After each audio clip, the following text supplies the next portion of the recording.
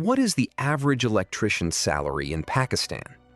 The average salary of electrician in Pakistan is $1,280 a year. That is the average annual gross salary before the government takes its share, which leaves an after-tax amount of $1,190.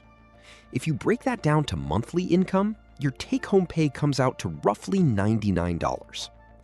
How much does an electrician make in Pakistan if they live in a major center? In Karachi, electrician wages are noticeably higher, bringing home about $1,410 after tax. While living in smaller towns pays below that city figure, lower local costs usually balance out the lower electrician income. On top of that location difference, entry-level workers start well below the national average. Their electrician pay goes up quickly during the first few years, but it plateaus unless they move into supervision. Having a university degree also separates pay levels, even though local jobs do not always require one.